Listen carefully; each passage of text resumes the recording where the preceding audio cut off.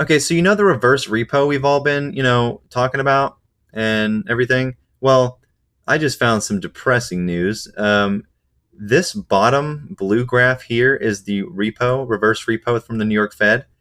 And this taller, more gigantic one that seems to flow exactly parallel with this one, yeah, that's called a tri-party repo, and it's specifically the overnight slash open tri-party repo. So if this isn't evidence right here that during the RRP window there's also tri-party repos going on, I don't know what is, because they literally follow each other to a effing T throughout the entire freaking year. And I mean, if you go back in time, this did not start until March, when 31st is when they started following each other because of the SLR requirements. So obviously there's something going on here between these tri-parties and these repos. They're not the same value, obviously, because they're different spots. But I wanted to show you this because I think we're going to go tits up next week because of one reason. If you look at all this shit, this is the volume. That's GameStop's volume. Done nothing but go down. This is the dark pool percent shortage. When was the only time the volume has been over the dark pool percent shortage? In February, after we all held, and it's likely, shocked the shit out of them. So we're looking at volume versus dark pool percent shortage here. Look at the volume. It's done nothing but go down. Why has the short volume gone up? That makes no sense. Look at the days to cover. Back here in January 15th, it was 2.1. Where is it now? 3.38. So you're telling me, hold on, that since 1.45, 2.10. So you're telling me since July 16th, Bastille Day, we've been over the days to cover, that was back in January, with way more short volume. We had 64% short volume as of July 30th. This is 54% short.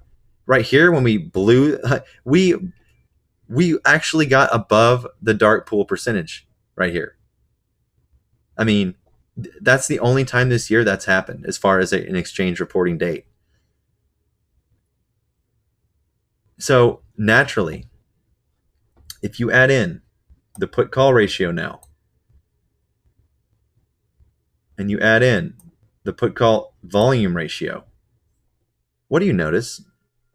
Look at this. When this dips down, this goes up.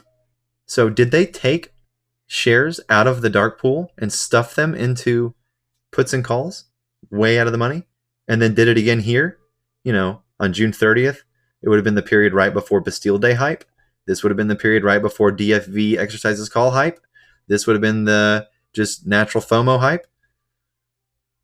So yeah, it's clear as day to me that if you look at this orange line here, open interest is hedge funds.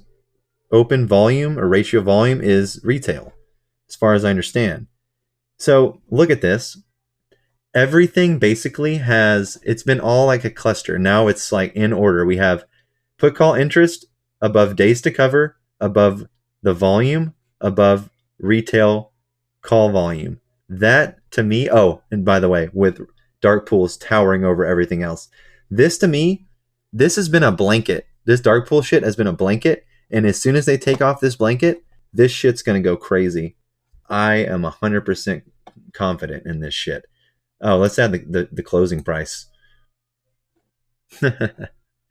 Oh, that's what's been hurting them, the closing price, because the closing price is the only thing that's been towering over everything else. And you notice how it kind of fluctuates with the dark pool almost inversely. Crazy shit, everyone. Just want to show you.